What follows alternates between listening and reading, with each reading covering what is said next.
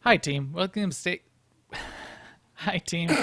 Welcome to the Escape podcast for Star Wars: The Old Republic.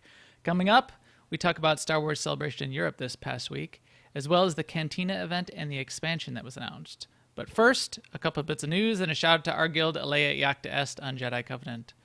Our broadcast astromech today is EPC 152. What's that? You asking me if you're getting kicked out in an escape pod shortly?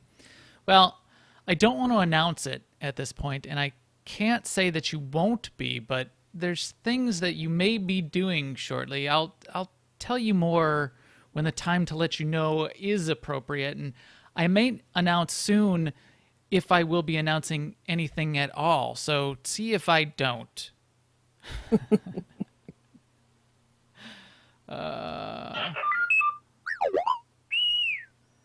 With me, as always, is Seema. Hi, Seema. How's it going? Was that a little too passive-aggressive there on announcing?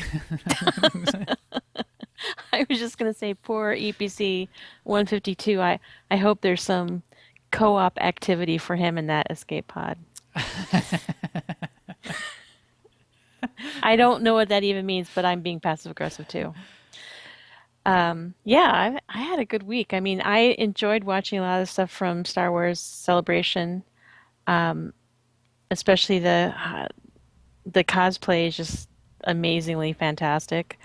And I loved the all the trailers for everything, and yeah, it was fun. And I've been playing my DVL character, who, if you remember, which you probably don't, is a Sith Marauder. So far, he I am not as fast as you. He's a 57 now, level 57. Mm-hmm. I got to tag along last week when we killed the world boss on Zyos, which was hilarious because he he was like two, however many levels below. So everything either got resisted or dodged, which made me ask myself the question of what is the difference between getting resisted and getting dodged. But oh well. True. I also got my artifice on him up to 550, and I dumped that tonight and switched to another crew skill. So Yep. I'll level that up to 550 while I'm running around. Um, Speaking of crafting, it's the Craftapalooza Conquest week this week, so hopefully in my crafting I'll contribute some to Conquest. Yeah, that's nice. And Oh, I. yeah, we had a pretty fun night in MFN tonight, running around doing world bosses, which is when we do world boss night, it's a lot of running around. It's mostly running around. Yes. It's pretty fun though. Yeah. Yeah, it was fun. We did have a little bit of a challenge there with the guild ship not working correctly. That's right. That didn't help. There's a couple little glitches we noticed this week that were Yeah, good we have to call times. AAA to come and fix the guild ship. The guild ship won't work for anyone except the guild master, and then conquest would not work for a few of the officers except for doing it on a DVL character. The rank didn't seem to Right. matter. It had to be a And DVL that was character. only on the pub side. On the imp side, On the inside no it worked, yeah. problem. Oh, so good times. I Yeah. I did not too much on my DVL characters. I did a little bit more PvP. I'm not done. It was actually 15 rounds of PvP, so I did not finish it, but I'm close. I think I just have like, 2 or 3 more to do. I did, though, because I switched over last week to healing. I tried to heal a couple war zones, and that was interesting. That was a fun challenge. Well, you really get as soon as they find out that you're a healer, you really get attacked, especially as a merc healer, because it's the least you have the least defensive amount of defensive cooldowns to sort of escape and stay alive. Because if you think about it, Yeah. as an operative, you could vanish. As a sorc, you can bubble, which is going to keep them off of you or annoy the DPS enough that they'll keep coming back to you, but they'll sort of get bored when you're sitting there in a bubble and they can't damage you at all. Whereas with a merc, they know they can just keep chasing you until you're dead. So that's not so fun. But that was still interesting. And then I was healing tonight again for our mandatory fun night, just killing world bosses. and a little bit of fighting some commander type stuff. I'm I'm I'm trying to learn it, getting a little better. It was I have to say that the world bosses are a little bit more fun with level sync than they were with when we used to go there grossly over leveled because yeah, it's just a little bit more challenging. I mean, I was DPSing, which I don't really know how to do, so I had to watch where I was and not be in front of the boss. And I mean, yeah, there's if stuff we that were can kill all you. grossly overlooked, yeah, there's stuff, yeah, there's stuff that can kill you. And the bosses, when we were coming back to these world bosses at 65, they weren't even alive long enough for, we had to actually wait for everyone because they would be killed so quick. Right, We had right. to make sure everyone could get there in time and stuff. Exactly. This way, this was much more like, people would log in. We'd go like, yeah, come on out. You have time to get here. Right, right. So it was, but it was, yeah, exactly. So it was fun for that reason in particular. But with that, I think we can talk a little bit about just the non celebration news, but a little bit of news. Now, an Imperial News Network report. So I didn't check tonight yet, but I think the dev trackers flipped over to be 51% light and 49% dark still. I wish they were updating that in more often and in more detail. So if it's that close, then I wish they'd add a decimal place because I'd like to see that. I want to see a battle. I want to see a struggle. I want to see that going back and forth. I'm sure it's not exactly 51% and exactly 49% for 2.5 weeks. So I wish they would update that. My theory is that's just a graphic. Yeah, with that it's not dynamically tied to anything. But even if it is and they need to manually update it, well then manually update it every day or something. Yeah, I agree. Shouldn't be. I mean, it's just a little thing, a little bit there. Do it. But yeah, it's been kind of quiet on the news front this week. I mean, a lot of stuff going on, which we'll talk about when we get to our segment. But the dev tracker has been pretty quiet. Although there was an announcement last week from Ben Irving that the Chapter 16 is being moved out to August. That's August 11th with the early access on the 9th. But he was also wanted people to understand that even though the chapter's being moved out, all the rewards and stuff that were associated with people subbing by a certain date, those will still be, available at all the same times. So it's just the chapter itself that's getting moved out. Got it. They did. The chat room is mentioning on the DVL event progress. We will talk about the summary 5-year anniversary graphic that they put together, where there was a slightly different number for that. So chat room, I think. Oh, that's a good point. Yeah. Higister, who's mentioning that in the chat room. The speculation is where they showed 5347, that's over the course of the 5 years that's where the choices tend to trend.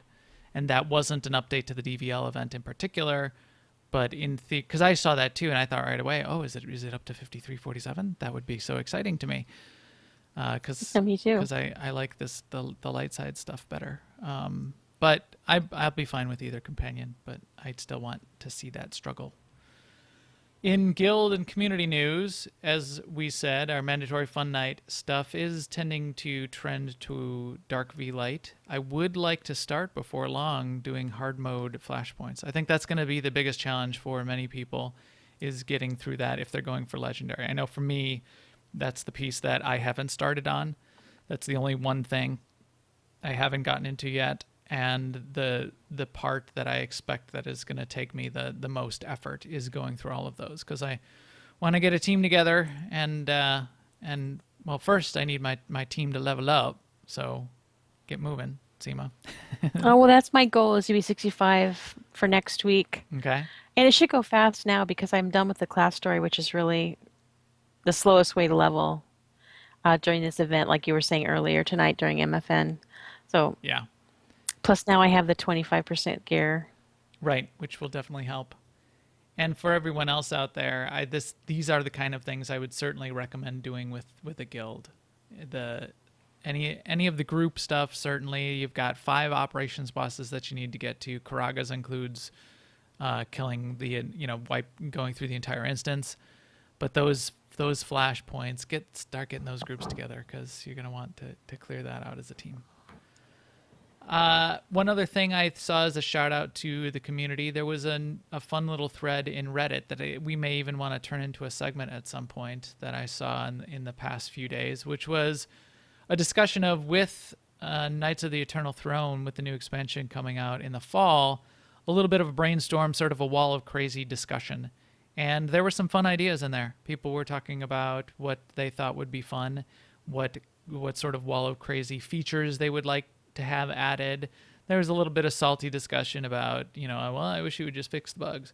That's a good idea too. So, people can feel free to talk about that. I wouldn't deny that would be a good idea as well. But I every once in a while, I like that wall of crazy type brainstorming. So if you out there in the chat room and in the listening sound, but within the sounds of our voice, within the range of the sounds of our voice, how does that go? if you can hear the sound of my voice, send some of those notes in. Maybe we'll do a segment on what the latest wall of crazy looks like amongst our community. Yeah, reading through that thread, that some people were pointing out bugs that I'm just so used to that I don't even think of them as bugs anymore. So yeah, it was really kind of a fun read. Yeah. One last thing in sort of AIE community news, I did notice, just as of this moment, oh yeah, still look, we are number 1 on the planet Tatooine for Conquest on Jedi Covenant. I think that's going to last about 5 minutes, but still. Until Arv goes to bed. Until Arv goes to sleep, and the Imperial Reapers Guild, which I heard is a pretty hardcore conquest guild, takes over that spot. But that's a good showing for the first day. Good job, guys.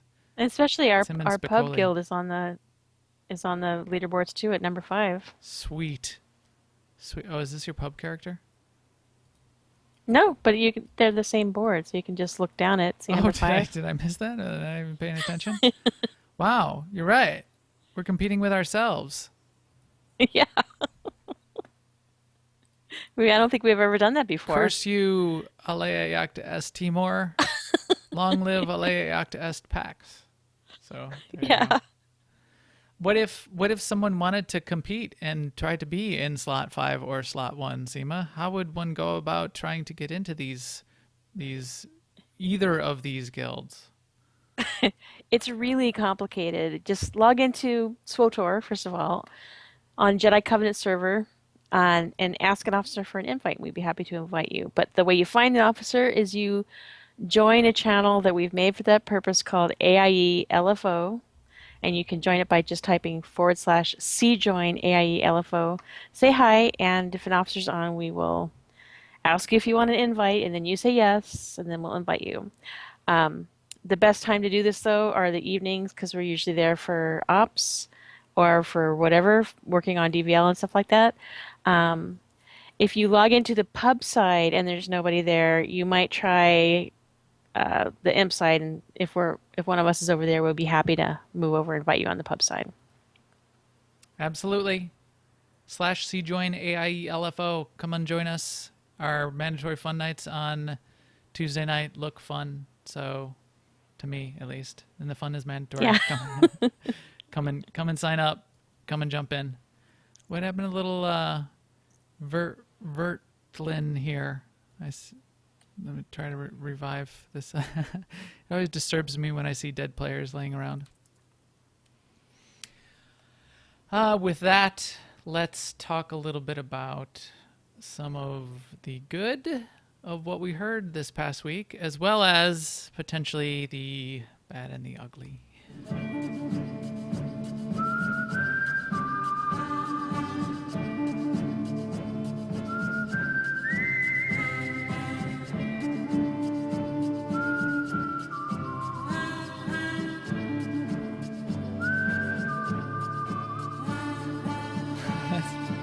That's the long version of that intro. I guess I could have cut that a little bit shorter. I've got like 3 different versions of that I cut out of the soundtrack to that movie.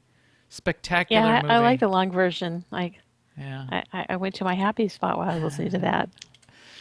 So, Celebration, Star Wars Celebration. There was quite a bit. And we'll touch on some of the non-SWTOR stuff that came out of there, too, because there was some really, really cool, fun non-SWTOR things that were mentioned. We will certainly, though, also talk about the SWTOR things that were mentioned, get into a little bit about what happened at the Cantina as well, and finish off with just some of the other news and interviews that surrounded all of this that were interesting. But I wanted to kick it off, Seema, by talking about the Rogue One trailer and some of the announcements. That seemed to be the movie focus for Star Wars Celebration this year. There was a little bit of news about Episode 8,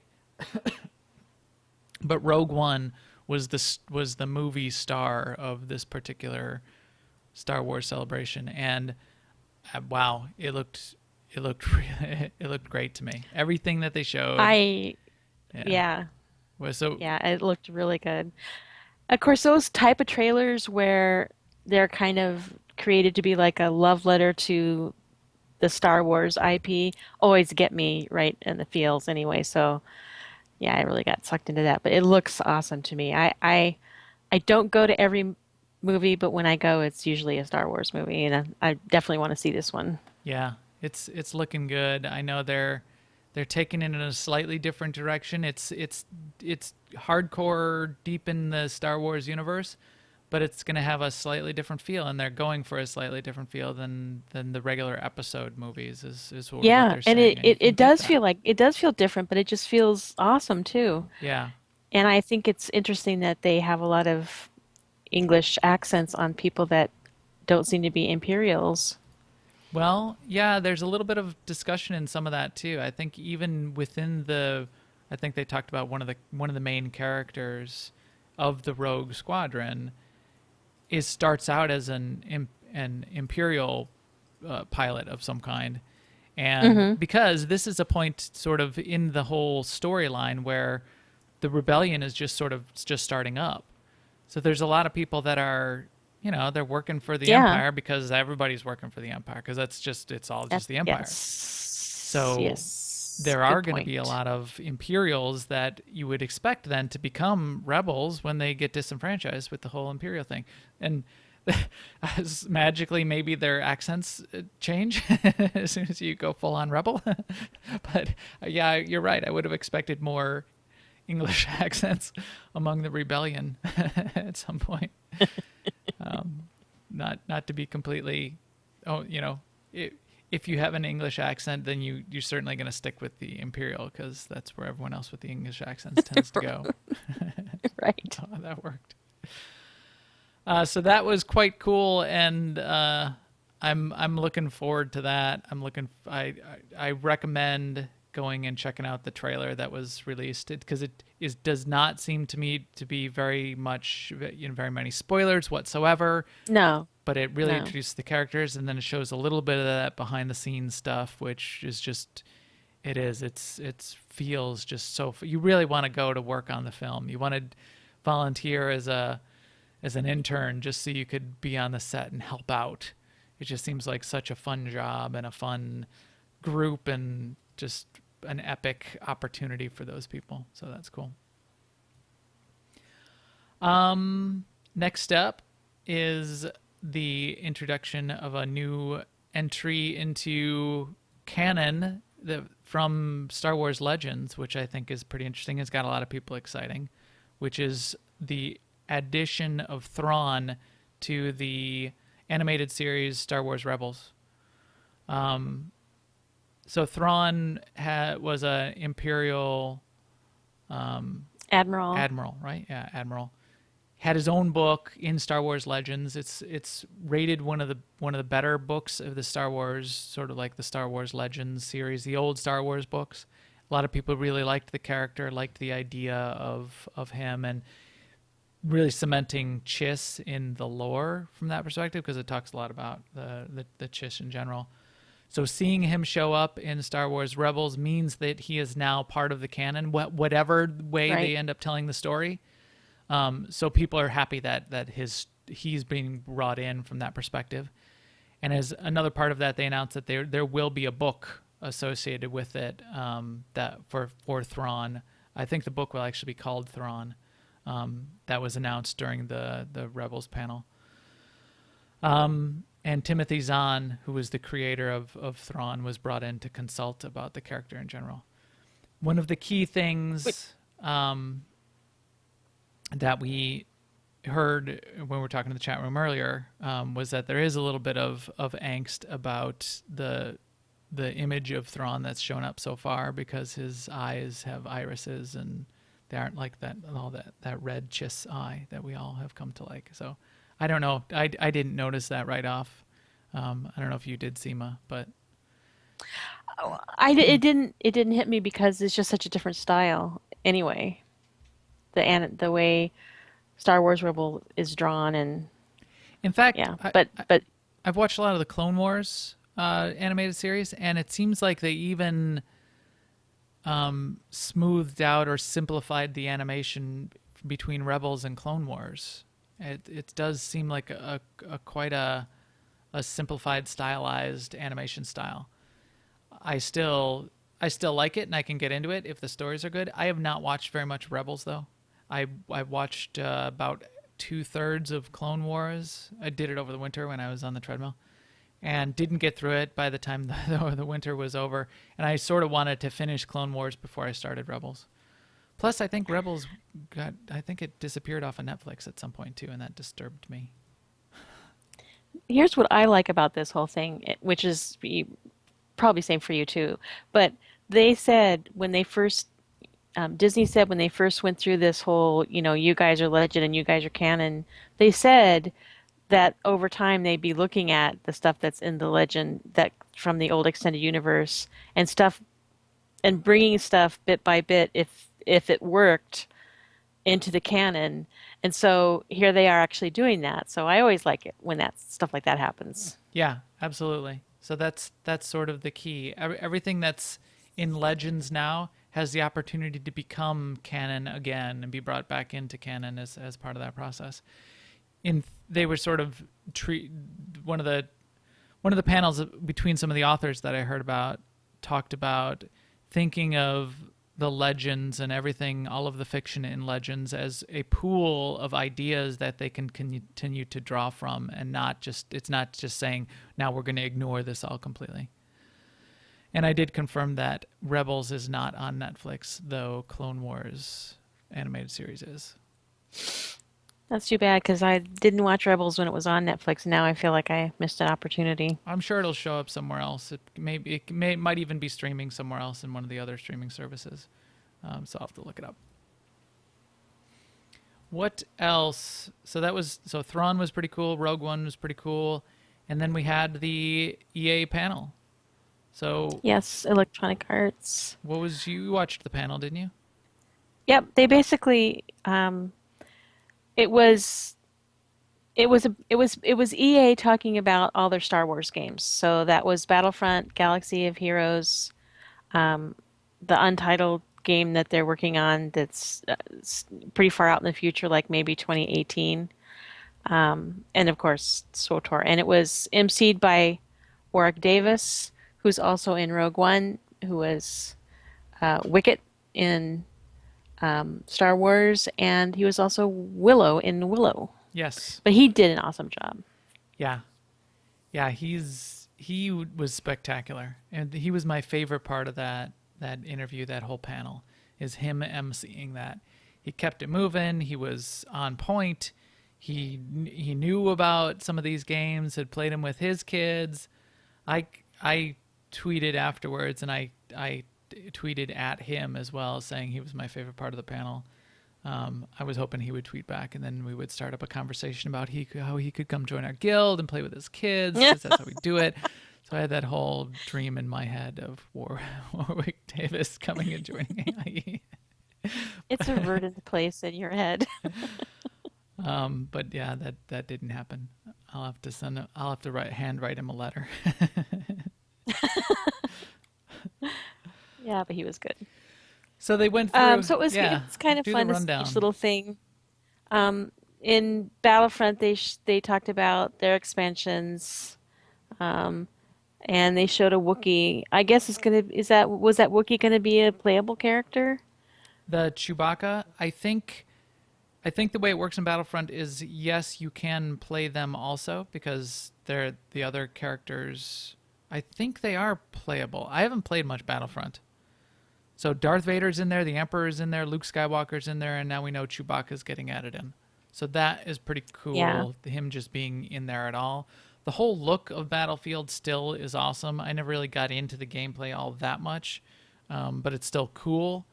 I almost want, the all of SWTOR in the Battlefront engine, and that would Yeah, I that would think be that would be awesome. really cool. Yeah, I mean that's kind of with me. I've never played Battlefront, so when they talk about it, I'm just watching the visuals because they are pretty spectacular. Yeah. And then Galaxy of Heroes is a mobile game basically, Yes. and it looks pretty fun too. They're also getting an expansion, and they're going to have like multiplayer options and like boss battles and stuff. So that I thought that was pretty interesting. Yeah, that one I have been playing on and off. I did try it out and spent some time in it, collected some of the characters. It's sort of like little turn-based battles, and there's a model for collecting sort of cards as you go along and if you get like 50 of them, then 50 of the Darth Vader cards, then you get Darth Vader or whatever, or you get 20 of the Rey cards and you get Rey. So every Star Wars character you could imagine is part of it. Um, it and it's a fun little mobile game. It does. It's doing some sort of update. Can't show you. It did get a little old for me, but before too long. But they are continuing to add quite a bit to it. So if you are looking for a fun Star Wars mobile game to have on hand, it's something to definitely check out. You may get interested in doing sort of like the daily missions that then get you the little credits and a chance at a card, and there's challenges over the course of a month, and there's enough to sort of get you hooked if you do get into that the collecting and the battling and powering up your characters. They did sort of talk it up a lot. I thought on the EA panel it was sort of I don't know, overhyped or over.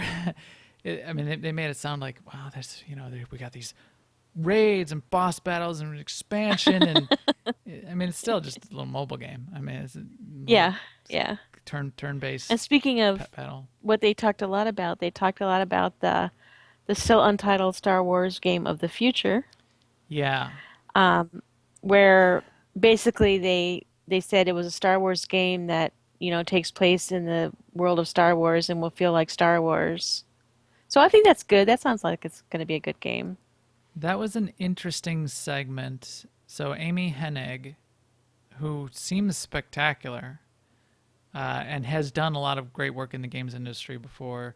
She was up there from Visceral talking about this new game, and a lot of impressive words were said.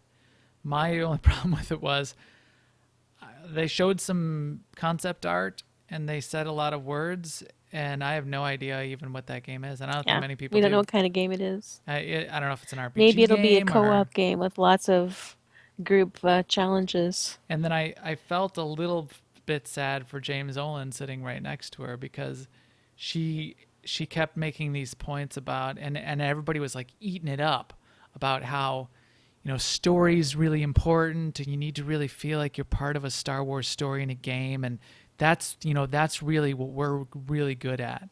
And I know That's what we're going to bring to the we're gonna table. bring, Yeah. that's what we're bringing. And I know BioWare's James Olin's got to be sitting there going, It's yeah, like, hello, yeah, story. we Star Wars. we do story too. But then that brings us to James Olin, who was up there for BioWare. And so what's your impression of this? I know there were many impressions of this, and we'll talk a little bit about the I downside think too. But they did the absolute best thing they could do in the setting and the venue where they were. They had a small amount of time.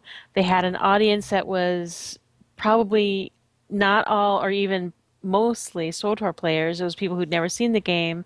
And for them to show the sort of montage movie that they did, I thought was kind of brilliant because if they would have shown like a straight gameplay trailer, it would have looked weird next to the sort of gorgeousness that is Battlefront. So what they did uh, really showed SWTOR in a good light to someone who had never seen it before. So I thought that was probably the best they could do in that situation. And then they gave us a little tease, which we wanted more, but oh well. I I agree. For the most part, I've been sliding further and further in the direction of a little bit of frustration because I did want a little bit more. But your point is I think is on point in that for the audience and the message and the table that they were sitting at, they needed to talk about the game in general and what would bring, what would you be telling the broader community, the broader Star Wars fandom community about this game. They couldn't get up there and say, we've got this new expansion and we're going to tweak the ability, we're going to tweak the viability of mercs in PvP healing. Right. No one would have understood that at all, except the fans of PvP who are already playing the game, and that's nothing they could have announced or explained at all there. Having it side by side though with even Galaxy Heroes and Battlefront talking in a little bit more detail about their expansions, and Galaxy Heroes talking about they're bringing group combat. And here's what one of the boss battles looks like. So ironic. That got me a little bit. And Yeah, I mean, here's a mobile game and they're talking about group content, and here's an MMO and they won't even say the word on stage. it it was a challenge in only getting a single screenshot of piece of concept art and then the title of the expansion. That certainly felt like not enough. I don't know why they couldn't have just shown a couple things or said, I don't know. They just can't. They're not saying anything right now, and that is getting a little bit frustrating. And the There's things they do say are just kind of sideways. right. You just kind of go, "Aroo?" We won't never not be developing group content again. Maybe not. What? What did you just say? I said group content is a thing. What? So, yeah, we want to know if there's raids and ops and war zones being developed as part of the expansion. They're certainly not telling us that right now, and they're being very clear about that.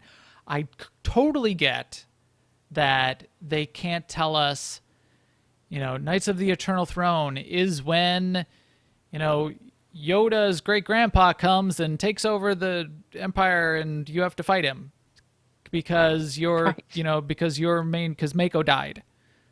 They can't say any of that because then they're going to spoil what happens in chapter 16 and they're not going to talk about the story. I'm fine with that. So Yeah, me fine. too. Say Knights of the Eternal Throne. It builds on the story. We'll give you teasers as soon as chapter 16 is done. But here's three other things you can look forward to as well. But they didn't. So they didn't. So Knights of the Eternal Throne is coming out. That's the name of the expansion. We have a teaser site, a teaser page up on the main website for it now, don't we? Yep. Um, Yeah.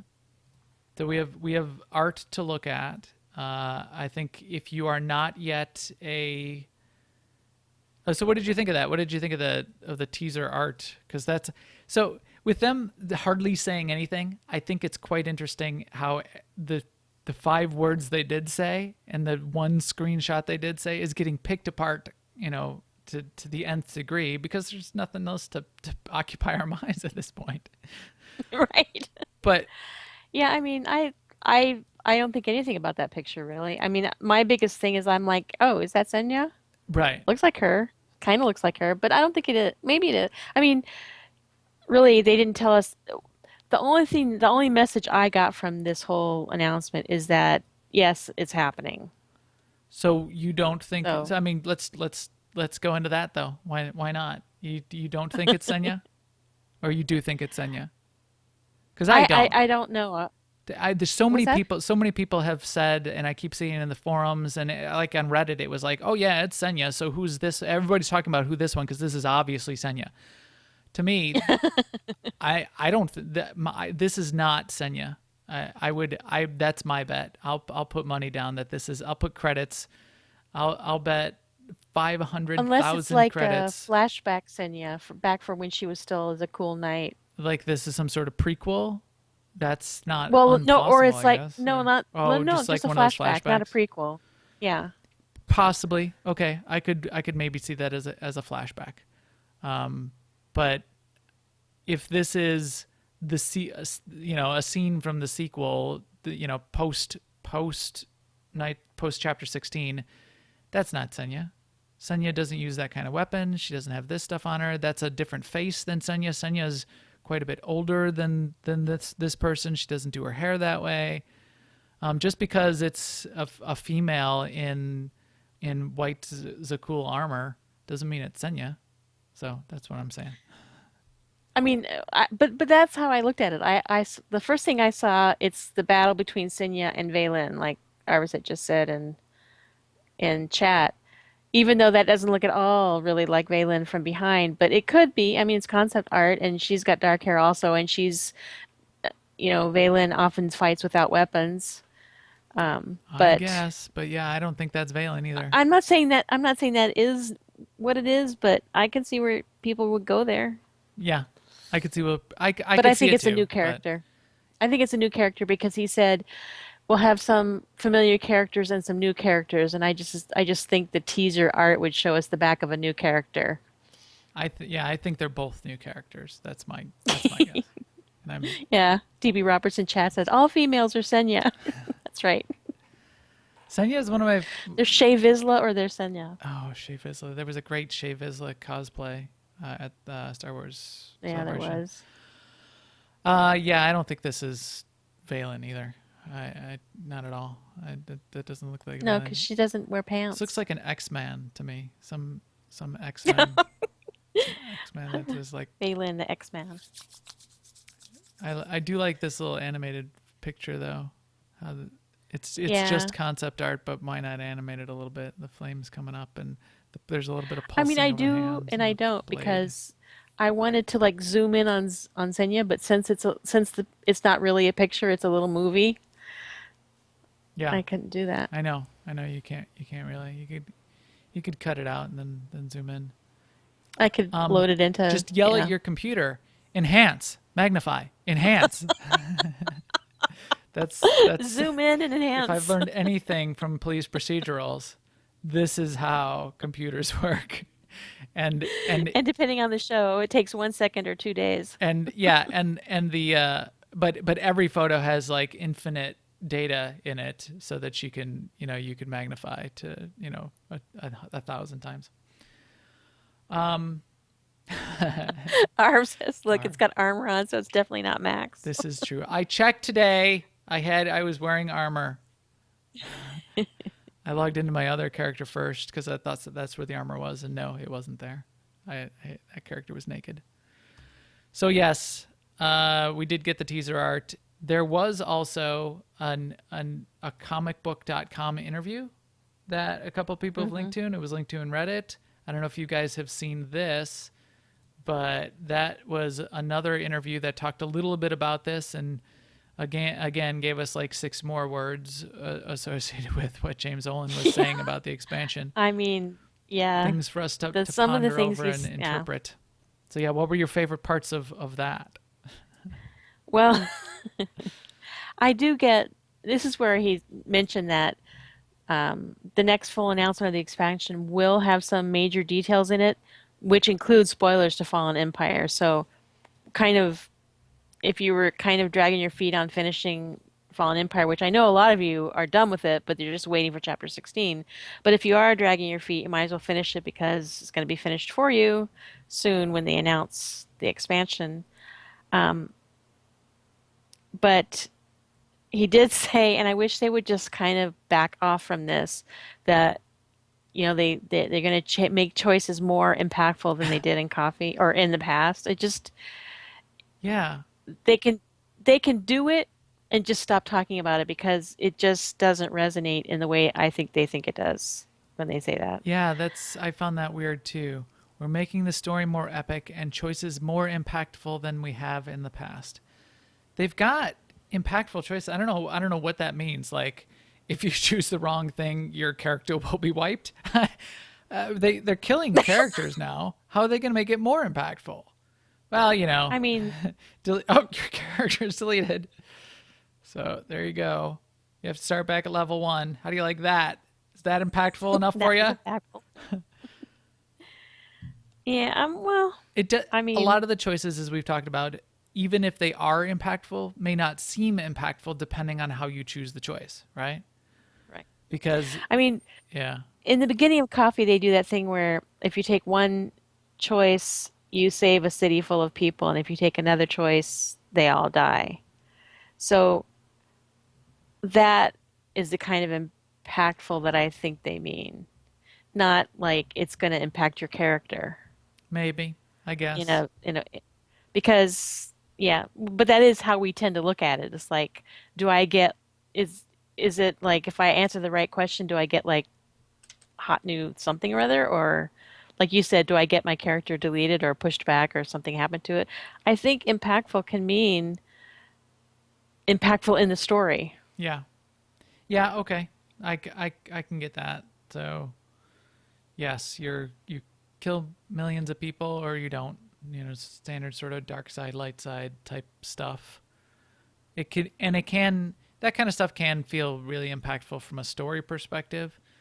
Still, they can't like blow up Alderaan or not, because, well, first of all, Alderaan needs to stick No, around. but they can blow up two planets we don't have that they haven't developed yet. Yeah, but then in my game, a planet is blown up, and in your game it isn't, and then they have Yeah, to account for it being right. there, and Schrodinger's planet being there and not there in all future storylines. It would be pretty hard to do Yeah. that way. No, it wouldn't. Not if they just made it some side planet that never gets mentioned again. Maybe it never shows up in your map, and I guess that makes it a little bit less impactful. yeah. So yeah, Um, the other thing he said that kind of stuck in my mind too in this same interview that there will be, quote, a lot of great co-op and multiplayer challenges included in Eternal Throne, end quote. And it's sort of like it feels like they're just going out of their way to use words that don't have meaning do you mean that instead you're of working using on the operations? words Because that we if would know what they were talking. Are we Yeah, going to are get you? operations if what are you saying to me here? Because that's what I want to hear, and you're not saying that. So either it's not that or it is that, and you're using these other words. Co-op, yeah, what is co-op? So What does that even mean in an MMO? what did you say earlier? That what if it's you can't even finish a chapter unless you like bring someone So in for you a have to part of get a it? friend to come in and help you. Yeah, it needs two people to finish or Which would be something. terrible. You can't like finish the story content without having someone come in to press a button at the same time you press a button or something.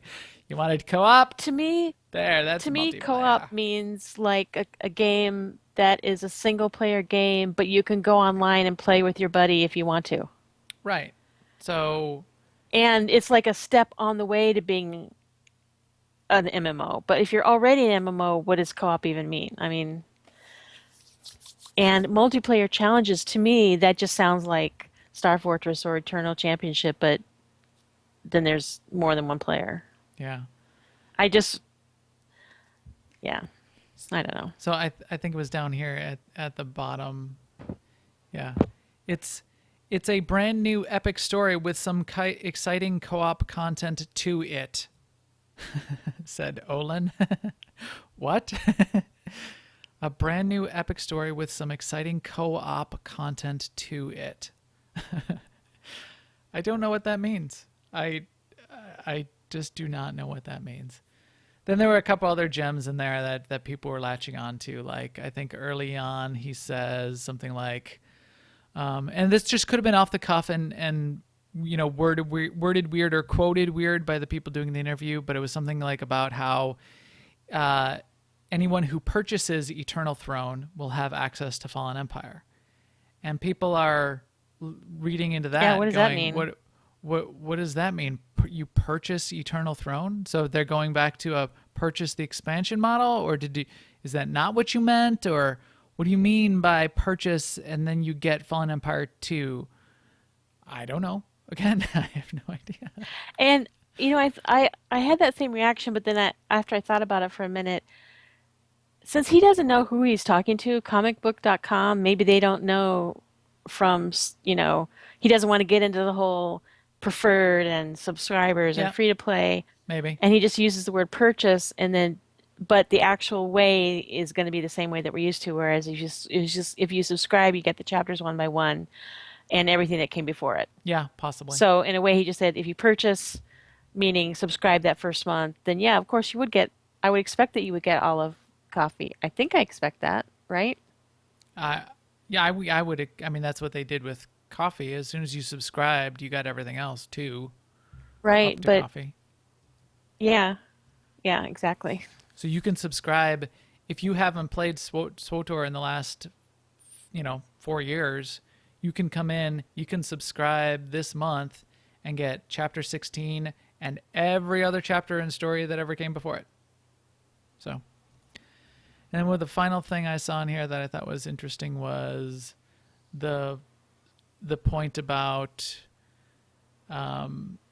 the story focuses there, but they redoubled their efforts to make the expansion attractive for their loyal subscriber base as well.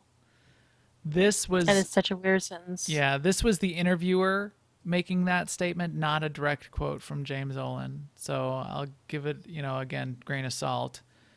But this sounds like them saying, or it sounds like James gave them the impression that, story is great, but we're redoubling our efforts to make the expansion attractive for loyal subscriber base as well, because story is not attractive enough for loyal subscribers. That's totally what that sounds like. Which is what When that they've been sounds telling us like. all along that story is what we want. We see that you guys want more story, so we're delivering it. Now they're saying, Yo, dog, we heard you like stories, so we're adding some more story onto your story. and Yeah. but you guys that we're talking to right now, we're gonna make it attractive to you too. I'm like, what? But you just told us we want story. Oh, whatever. What have you been doing? Yeah, what have you been? I listened. This, I, I believe you have my MMO bits. I, I believe I was told there would be MMO bits in this expansion. I Just told there'd be did. I office will not. space. I will not move my desk again without some MMO bits in my SWTOR. I'll burn this whole game down. Yeah. Okay. So we'll see. We'll see. All of this, we're just left wanting more, and well, I guess leave them wanting more. That's that's not exactly what that means. And with words, like that mean things. Yeah.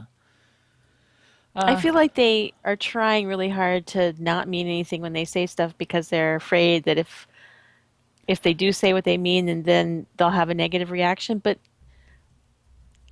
we between you and me, Max, we don't get that negative. This is pretty much as negative as we get, and it's a result of this communication. Yeah. Exactly. So there was that. Go check out the interview if you want a little bit. There's also a blog post up, which James has a little bit of a message to sort of kick it off with. Doesn't say anything else new. There's the little, and then you can still look up the things that they showed off at the cantina. Which, if you want sort of that, what does SWTOR look like to the outside world? How do we explain SWTOR in general? That the whole infographic and the trailer that they played did I think did a good job of that. So to bring it back to that, to sort of wrap up what happened there. Yes, that did its job. I have to say, speaking of story though, I was seeing Valkyrian there. It has, having played through Coffee, and now I'm leveling the Sith Warrior. Whenever they talk about the Emperor, having Valkorion, that picture of Valkorion and his voice and everything in my mind, has actually brought a new dimension to that Sith Warrior story. Yeah, yeah. It's I didn't. Well, that's a side conversation we'll get into some point. I got to play through on a Sith Warrior. Somebody was asking me the other day, does he refer back to you as being Valkorion's Wrath? So I don't know. Yeah, yeah. I wonder that too. I got to find that out. And then just to close it out, if you did not, we didn't hear much out of the cantina. We did get rumors of sort of some side Q&A stuff. Dolphy has a page up with a theoretical side Q&A discussion that went on, and again had some more sort of frustrating non-answers to some things, but maybe hints that they are continuing to work on group content. The one thing we do know that came out of the Cantina event, though, is the code capital C Celebration, capital C Cantina 16, all one word.